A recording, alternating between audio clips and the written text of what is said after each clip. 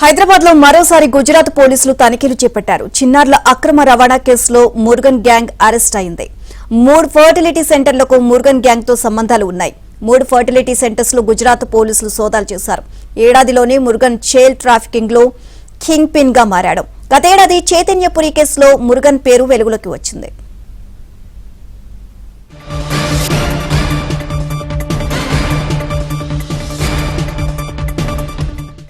ఇదే అంశానికి సంబంధించి మరిన్ని అప్డేట్స్ మా క్రైమ్ కరెస్పాండెంట్ ప్రవీణ్ అడిగి తెలుసుకుందాం. ప్రవీణ్, హైదరాబాద్ లో గుజరాత్ పోలీసులు ఆపరేషన్ నిర్వహించడం జరిగింది. చిన్నారుల అక్రమ రవాణా కేసులో ఈ మురుగన్ గ్యాంగ్ ను గుజరాత్ పోలీసులు అరెస్ట్ చేసి జ్యుడిషియల్ రిమాండ్ కూడా తరలించినటువంటి పరిస్థితి కనపడుతుంది.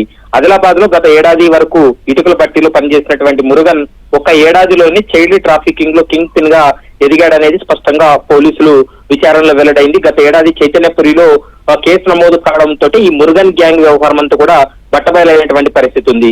గత ఏడాది 3 నెలల పాటు జైల్లో ఉన్న మురుగన్ జైలు నుంచి మళ్ళా విడుదలైన తర్వాత బయటికి రాగానే దేశవ్యాప్తంగా చైల్డ్ ట్రాఫికింగ్ ముఠా నెట్వర్క్ ను ఏర్పాటు చేసి ఈ దందా కూడా కొనసాగిస్తున్నాడు. ముఖ్యంగా మురుగన్ భార్య కృష్ణవేణి కూడా మరొక గ్యాంగ్ నడుపుతున్నట్టు పోలీసులు గుర్తించడం జరిగింది. ఈ మురుగన్ గ్యాంగ్ ఒక్క ఏడాదిలోనే దాదాపు 25 మంది చిన్నారులను విక్రయాలు జరిగినట్టు కూడా విక్రయించినట్లు పోలీసుల విచారణలో వెల్లడైంది. అందులో భాగంగానే హైదరాబాద్ లో ఉన్నటువంటి 3 ఫెర్టిలిటీ సెంటర్లలో కూడా సంబంధాలు ఉన్నట్లు గుర్తించి ఇక్కడ కూడా సోదాలు చేసిన తర్వాత నిందితులను అరెస్ట్ చేశారు.